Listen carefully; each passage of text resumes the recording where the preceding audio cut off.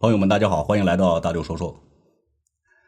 5月19号，也就是昨天，中国央行金融研究所的所长周成军在莫干山会议上表示，人民币国际化的条件下呀，我们管不了人民币的汇率了。中国的中央银行最终要放弃汇率目标。人民币汇率是全球所有市场主体对人民币偏好预期和交易决定的。今天的节目呢，我不准备说人民币升值会导致哪些改变。经济学上描述的，大家基本上都知道的本币升值的利弊，什么利好进口、不利出口、对股市利好等等，大家从别的地方呢都能看到，我们就不多讲了，浪费时间啊。咱们就说一点大家接触比较少的，这一次莫干山会议的另外一个重要的信息，人民币希望成为其他国家货币的定价锚。有什么意义呢？这是刺破美元霸权的又一把尖刀啊，加速了美国的衰落。周成军呢还说了一番话，如果人民币成为了周边国家以及与中国有密切投资贸易往来国家的货币锚，这些货币呢都将对美元升值。这句话我认为才是会议的精华所在。以前呢，我做过一些节目啊，说了一些美国是如何通过美元霸权收割别国财富的。美国通过美元周期性的贬值和升值来收割世界上其他国家，特别是不发达国家的财富。比较典型的就是上个世纪70年代末80年代初收割拉美国家，特别是阿根廷。1997年的东南亚金融危机，这些国家的财富之所以会被美国收割呀，就是因为他们不管是浮动汇率还是固定汇率，参照物都是美元呐。而面对美国的金融实力，这些国家其实是不堪一击的，特别是这些国家本身货币和金融市场就有问题的时候。实际上，本国的汇率啊，完全掌握在了美国金融资本的手里。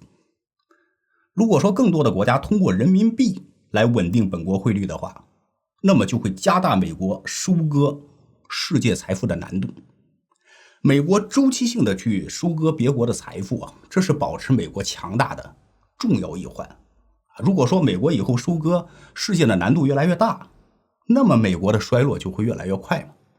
这是刺向美元霸权的又一把尖刀。我们从这个角度来看，央行放弃汇率目标啊，是为了给大家多一些思考的方向啊。如果有不正确的地方呢，也欢迎和希望朋友们提出批评。我觉得还是简单的说一说美元霸权收割世界财富的实现过程吧。有些朋友呢还不是太清晰啊。你了解了美元是如何收割的，自然也就知道了人民币成为其他国家货币锚的意义，也就理解了我们此举会对美国产生什么样的致命一击。而美国收割一个区域目标啊，比如说拉美，比如说东南亚，时间的跨度啊，一般要5到10年。我们就拿美国收割阿根廷来举例子啊。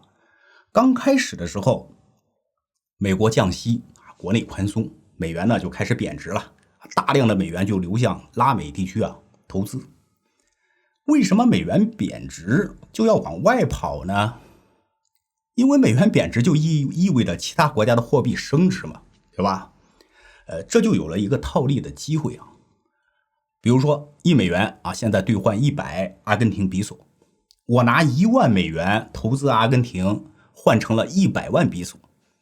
阿根廷的比索对美元要升值了，1年之后呢，可能升值到100比索兑换2美元。那么即使我在阿根廷1分钱都没挣着，但是我的100万比索能够兑换2万美元，我不就凭空挣了1倍吗？1万美元变2万了，这就是套利啊，也就是为什么美元贬值了就流向世界其他地方的原理。而且呢，哪些国家的货币越强势，美元就越往哪些国家跑。人民币升值，外资都往中国跑，就是这个道理。那好，我们接下来说啊，阿根廷进来了大量的美元外资，这些凭空多出来的钱呢，就会促进阿根廷的经济繁荣，同时伴随着通货膨胀。阿根廷国内的各种资产的价格呢就开始上涨，这个好理解，对吧？钱多了嘛。等到阿根廷国内的各种资产房产、股市的价格都涨得差不多了，经济也是最为景气的时候，美国开始加息了。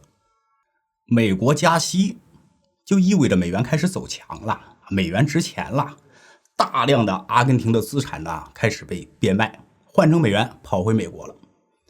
美元资本呢，第一享受了汇率套利第二享受了阿根廷经济繁荣的成果，就带着大量的财富跑回美国了。阿根廷国内可遭殃了，瞬间没钱了，钱都跑了嘛，就国内的经济呢立马崩溃，各类资产的价格也是一落千丈，一地鸡毛。阿根廷为什么要冒着风险和英国打仗呢？其中一个重要的原因就是国内经济不行了，要转移矛盾，结果呢还打输了。这一仗里边还有美国的功劳，美国又摆了阿根廷一道。输掉战争，阿根廷更是雪上加霜就国内的各种优质资产都跌到地板上了。这个时候呢，美元又回来了在低位抄底购买阿根廷的资产，阿根廷被美国是连割了2刀。很多朋友可能不知道吧，70年代的阿根廷那可是发达国家呀，这2刀割成发展中国家。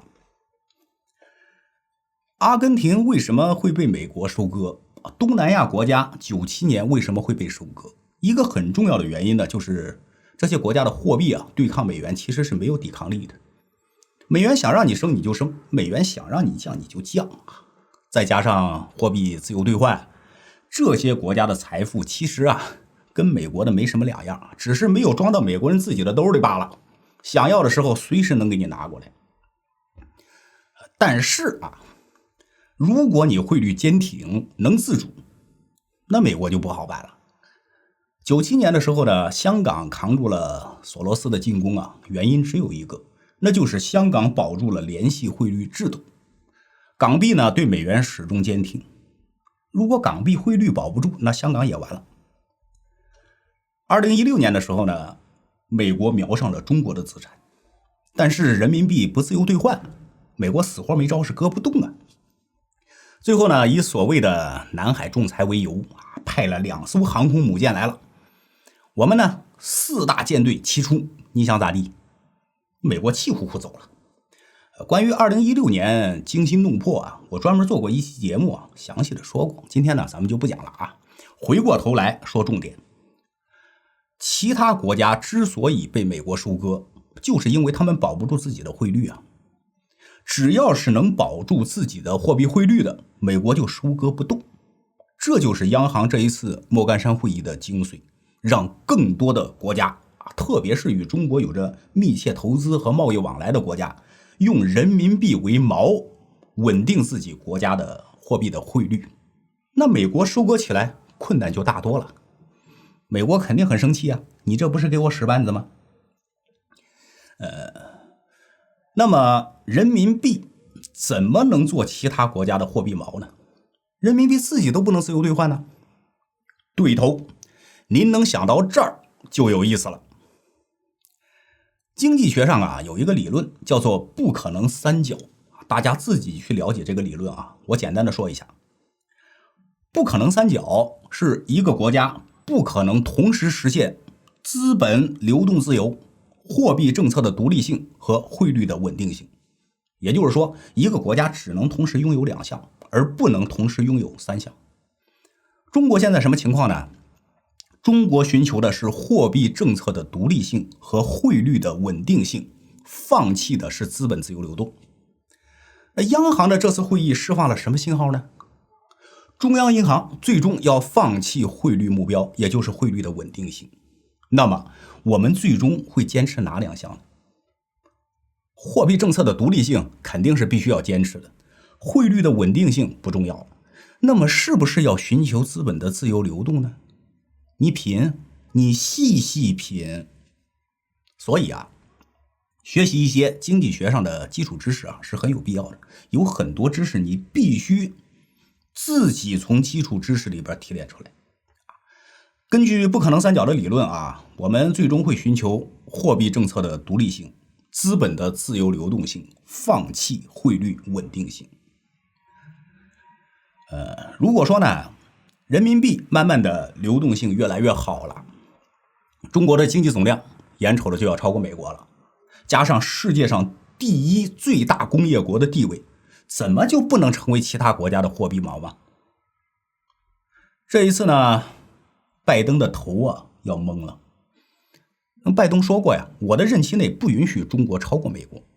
如果加上人民币升值的因素估计拜登的承诺黄掉的可能性是越来越大。当然了，这注定是一个漫长的过程。人民币升值的过程当中国内的中低端的制造业会承受巨大的压力。未来呢，我们是能看到希望的，很有希望，但是过程会很艰难，有很多人的收入会下降，转型的压力会折磨很多人很长时间。但是还能有什么办法呢？你躺平受人宰割，那后果更惨，只能这样了。逆水行舟嘛，不进则退。感谢大家收看我今天的节目，下期节目再见。